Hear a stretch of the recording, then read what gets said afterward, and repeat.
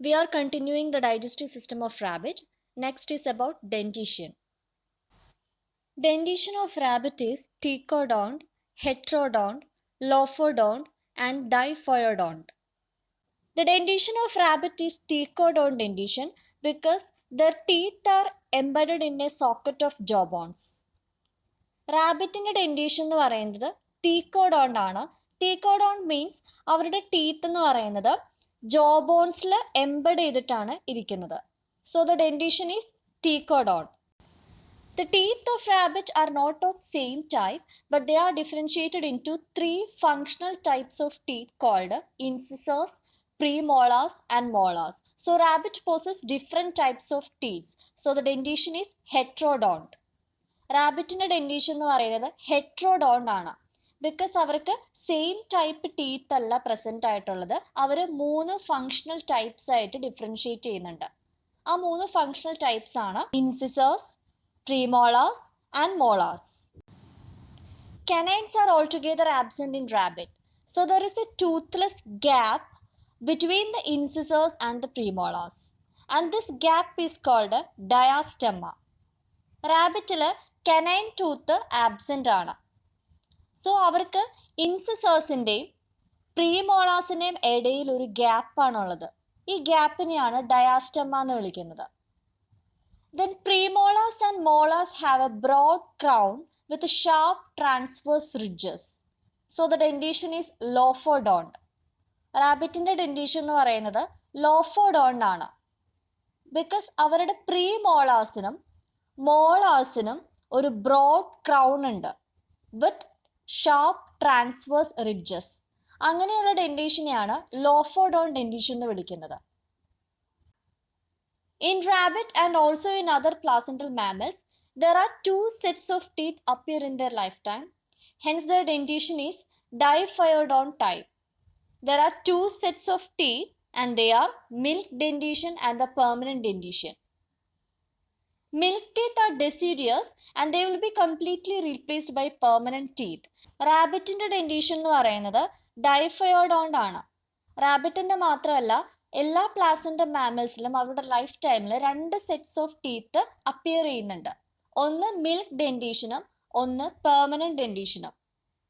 Milk teeth എന്ന് പറയുന്നത് deciduous ആണ്. മിൽക്ക് ടീത്ത് എന്ന് പറയുന്നത് പെർമനൻ്റ് അല്ല, അവർ പിന്നീട് പെർമനൻറ്റ് ടീത്ത് വന്ന് റീപ്ലേസ്ഡ് ആകും.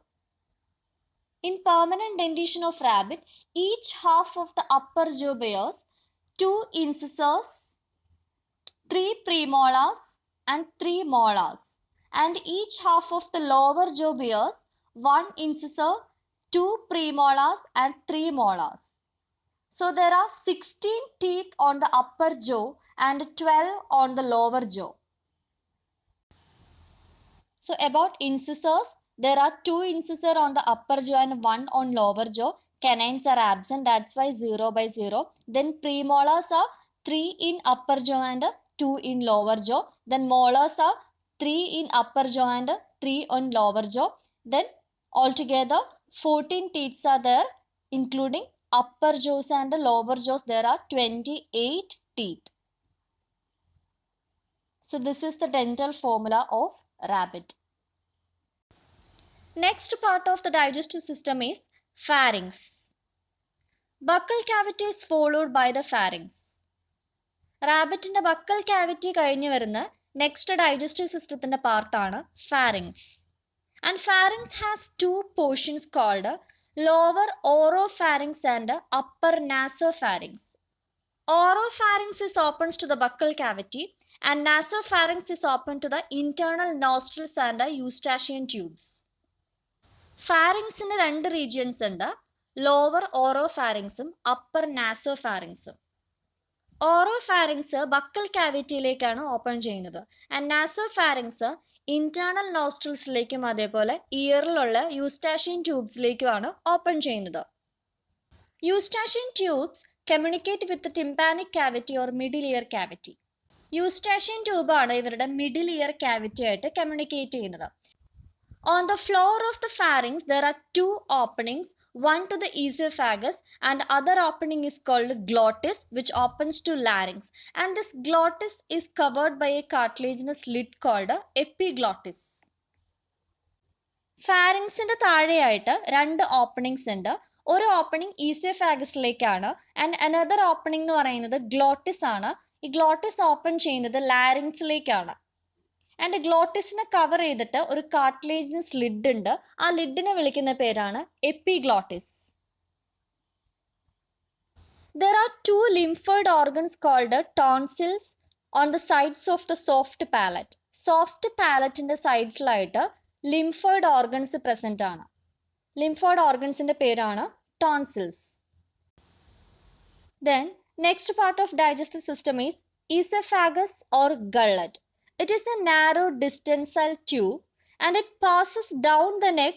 It enters the thoracic cavity, pierces the diaphragm, and it passes to the abdominal cavity and then opens to the stomach through a valvular aperture.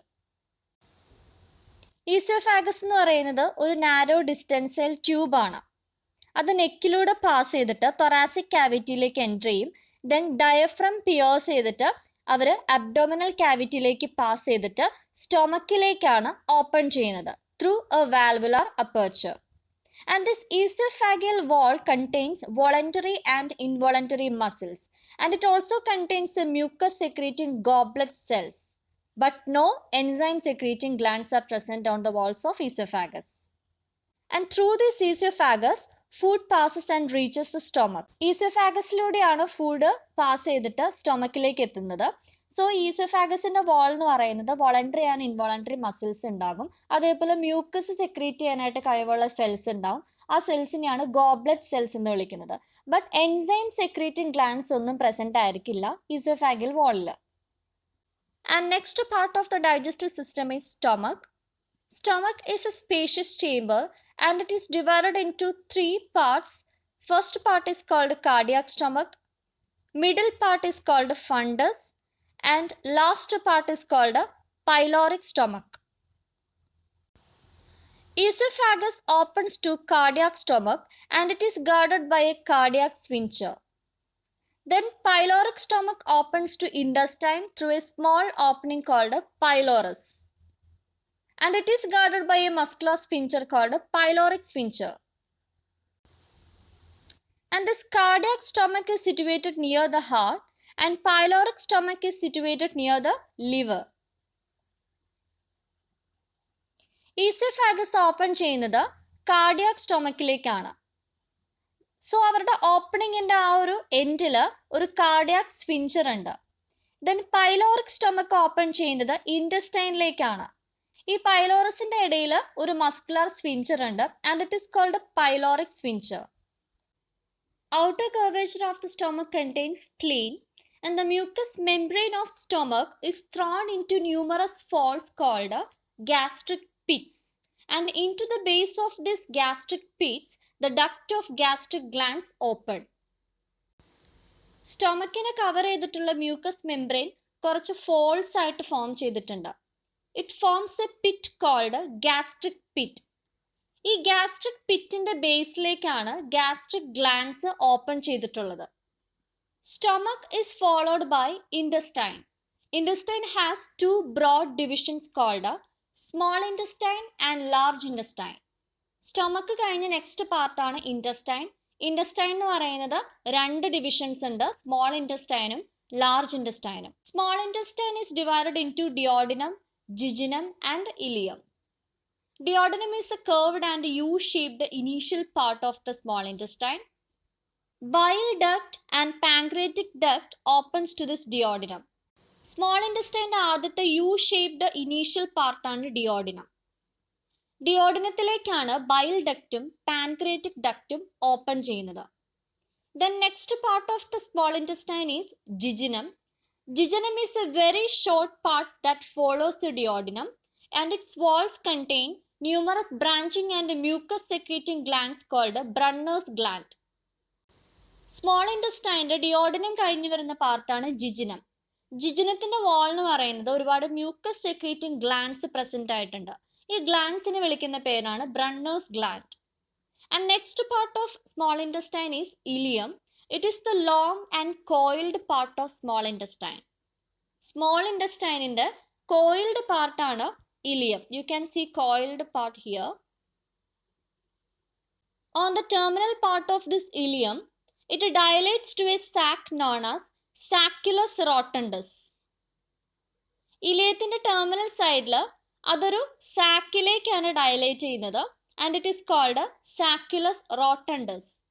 And this is a characteristic of rabbit. It is provided with a valve called ileocecal valve, which directs the fresh food to cecum, preventing it from entering the colon. ഈ സാക്യുലസ് റോട്ടണ്ടസ് എന്ന് പറയുന്നത് റാബിറ്റിന്റെ മാത്രം ഒരു characteristic feature ആണ്. ഇതിലൊരു valve ഉണ്ട്, ആ വാൽവിന്റെ പേരാണ് ഇലിയോസീക്കൽ വാൽവ്. ഈ ഇലിയോസീക്കൽ വാൽവ് ഉള്ളത് കൊണ്ടാണ് ഫ്രഷ് ആയിട്ടുള്ള ഫുഡ് സീക്കത്തിലേക്ക് എത്തും. അത് കോളോണിലേക്ക് പോകാതെ സീക്കത്തിലേക്ക് എത്താനായിട്ട് പ്രിവെന്റ് ചെയ്യുന്നതാണ് ഈ ileocecal valve present in this sacculus rotundus. The internal lining of this ileum is differentiated into numerous finger-shaped villi to increase the absorptive area. ഇലിയത്തിന്റെ ഇന്റേണൽ ലൈനിങ് എന്ന് പറയുന്നത് ഫിംഗർ ലൈക്ക് പ്രൊജക്ഷൻസ് ആയിട്ട് ഡിഫറൻഷിയേറ്റ് ചെയ്യുന്നുണ്ട്. അതിനെയാണ് villi എന്ന് പറയുന്നത്. Absorptive area കൂട്ടാൻ വേണ്ടിയിട്ടാണ് വില്ലൈ എന്നുള്ളൊരു മോഡിഫിക്കേഷൻ വന്നിരിക്കുന്നത്. And also this ileal wall is provided with numerous lymphatic bodies called Peyer's patches. ഇലിയത്തിന്റെ വാളിൽ കാണുന്ന ലിംഫാറ്റിക് ബോഡീസ് ആണ് Peyer's patches. Next about large intestine. Large intestine is divided into colon and rectum. Colon is a wide and sacculated and rectum is long and narrow. This is the large intestine consisting of colon and rectum.